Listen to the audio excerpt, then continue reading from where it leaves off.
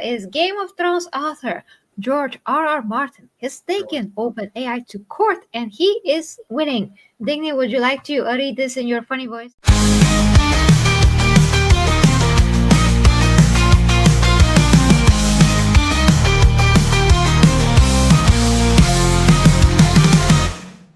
Because I think that's going to be funny. I don't have a funny voice. I can speak English. I'll do it. Okay. No, black people aren't allowed to speak on this show. I mean, read on this show. You're just mad I talked about your favorite fat white dude. Santa Claus. The scales are tipped in favor of George Martin and his fellow authors in their case against OpenAI. Scroll down. There's George Martin, also known as Santa Claus. George Martin and a cohort of other authors have taken OpenAI, the company behind ChatGPT, to court, and so far they're winning. Things have taken a positive turn for Martin and the other plaintiffs, i.e. the people suing OpenAI, because two new theories of infringement have been advanced against the tech giant. That means the plaintiffs now have three different ways of winning the case. The damages awarded for copyright infringement reach up to $150,000, which OpenAI makes a minute. The first argument is that using copyrighted books to train AI models counts as infringement, while a newer one relates to books being pirated from shadow libraries, some of which are used for training. The third argument is that answers generated by ChatGPT are substantially similar to the books they're trained on. Yes, that's called learning.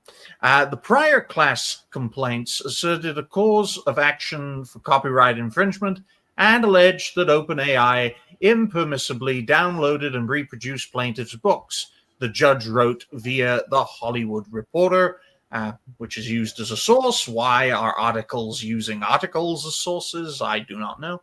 Of the third claim. Quote, the fact that many of the allegations in prior class complaints suggested that the ultimate purpose of the reproduction was to train OpenAI's large language models is not dispositive, unquote. The publication reports that, per the court, a reader could, quote, easily conclude, unquote, that detailed summaries are, quote, substantially similar, unquote, to Martin's A Song of Ice and Fire books because they, quote, convey the overall tone and feel of the original work by parroting the plot, characters, and themes of the original, unquote.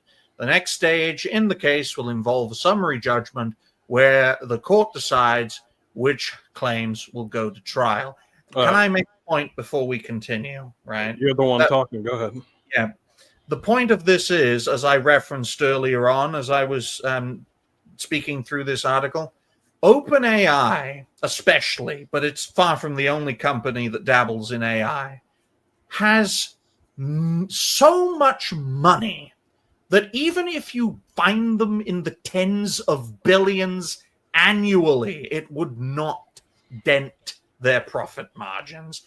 AI as an industry is only getting more and more profitable with each passing year, and the profitability is going to go into the trillions because of the reduction of labor cost involved for hardware and for software. I'm going to stop talking now because I sound like Ben Shapiro. So take it away, Mr. Hardcore. Go on, speak. Me? Go on. What do I got to say about this? Two things.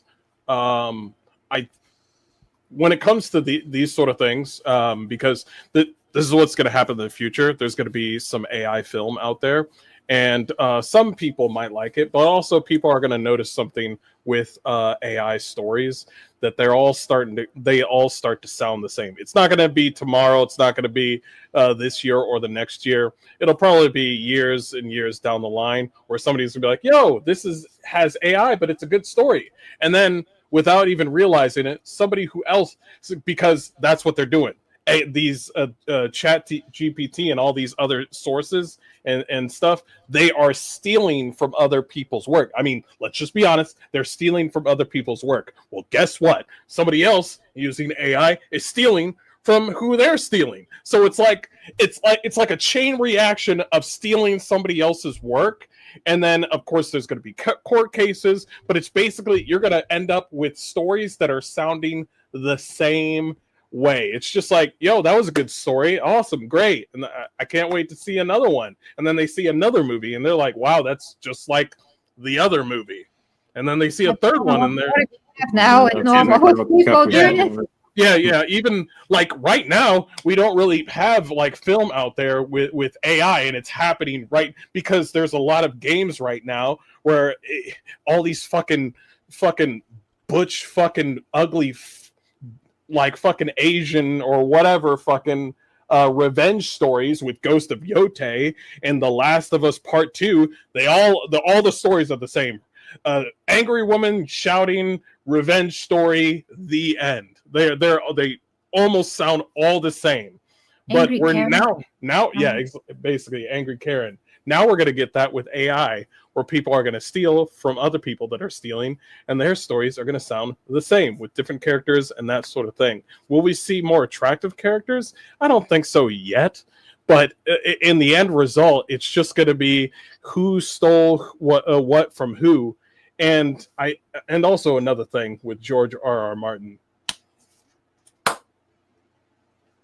Where's that fucking book? So we're able to make a court case. We're ready. So you're ready. You're down. You're like, you copying me?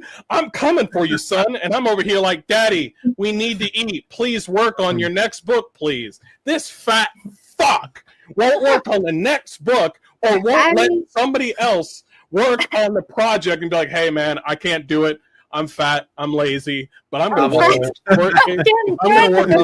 work on this next. I'm gonna work on this court case. I'm gonna work on this project. He's almost working as fast as Guillermo del Toro. He's almost working as fast as him on other projects. At least Guillermo del Toro actually finishes his fucking work. This piece of bacon won't even finish his damn book, bro. I can't wait until he's like, I don't have long, and I'm like, no. That's what I'm afraid of. That's what I got so many jokes. Hold on. I just want to say a huge thank you to Alberto 2001 for the $4.99. He says this is on behalf of the 7% of women who follow the Des. So you are a woman. Is that a he or go it's ahead, a he? Des. Or it's a he. You're I don't know. You know, it's almost at 6%, where I'm losing women on my channel. Well, I'm one. I'm gonna. If you do that Angry Joe video, it might go up by 3%. Look, women don't watch YouTube. No, in all seriousness, folks. TikTok. Let's be real, right? Because this topic is so interesting to me because of the dangers involved. Because when I think of the creative process that human beings do, I think of an existing thing inspires a new thing, which leads to that person creating a new thing. Mm-hmm. There's nothing new. Unfortunately, there is nothing new under the sun on a creative level, right? And all this technology does is take that concept to its natural conclusion in a way that we, the people, could never do, because we're not going to spend all of our lives constantly creating. These things operate so quickly that they can spend a lifetime thinking about a project and just typing it out in a few seconds. I disagree. I think there's always a chance that somebody somewhere is ready to create something. There's a kid out there that's probably drawing certain characters for a certain sort of film or project or video game. There's always like take for instance these indie film, the indie films and indie video games. They surprise you to no end with their video games. They just come out like, I think there's a game called Ball Pit where I'm just like, I would have never thought about this. Or Me Side, that game that was made by like two kids, and they just and then they sold by the millions. I think there's room for people and I think there's many creative people, including you three beautiful people, many creative people who. What about Logan? What about Logan? What about the side piece Logan? Side piece. Listen, side piece Logan is right next to the throne. I think he already won. Okay, all right. His creative process is petting a dog. Oh no, that's not true. He writes scripts for the superhero channel. That's say that in the end when we say he's planning to take over. He's planning a mutiny. I fucking knew it's never gonna. It's not gonna be side piece Logan. It's gonna be full Logan, and then things are just gonna go downhill from there. It's gonna be one piece Logan because the lady will be sitting on him, and that's how we'll both see them in future video. But give Logan a crown and shit. The question is which side will take over, in my good side or the bad side. So whatever pleases woman. I do want to finish. Okay, go ahead. The thing that I wanted to finish is that there are creative people out there, and the reason that they didn't have a chance in the film and video games was because they were pushed out, laid off, or kicked out. Let's take, for instance, Expedition 33. None of us ever thought of an idea like that with Expedition 33. They were in Ubisoft. They were in Ubisoft. And they came out and said, let's make a game about French people and feet. And I was just like, I never thought about that. You're genius. And I was just like playing the game, and the girl's floating around without any shoes on, and I'm just playing the game going, and I'm just like, yo, game of the year. So I think they're basically what I'm saying. There's creative people there's creative people all the time. That's all I wanted to say. Guys, you're going to get along really well with Kata. Exactly. It's terrifying. You know where I should go to Zembro? Guys, I actually know a creator, right? A gaming creator who looks just like Kata, and now I found another gaming creator who has Kata's foot fetish. If we collect all these black guys who has different elements of Kata's personality, the Infinity Stones, what the fuck? Yeah, the Infinity Stones of Kata, because that guy has gone to the moon. But I just like to point out the key word in Hardcore's statement was people, and that's the thing with this technology, man.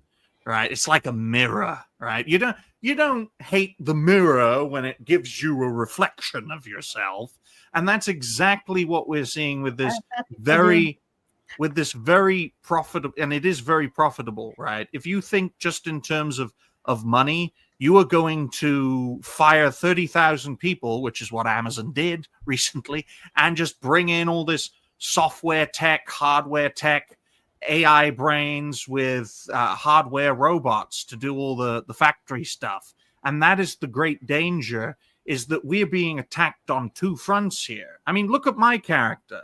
My character wasn't made with AI. It was made from existing assets. My body was Santa Claus's body that I just painted gray, okay, instead of red. And I found a top hat, and I found a nice piece of hair for my head because this character didn't have a piece of hair. That's an example of human creativity. But I know for a fact that a piece of technology, like Grok, for example, could take what I have done over and over and over again and make so many bloody variants, right? That consistent creativity where you can make one thing into many things. Creativity, unfortunately, isn't just one thing. And now I'm going to sound like a left-wing guy for a second. It's a spectrum. It's a spectrum, folks. Creativity is a spectrum, like gender. Not like gender. No, gender is not a spectrum. No.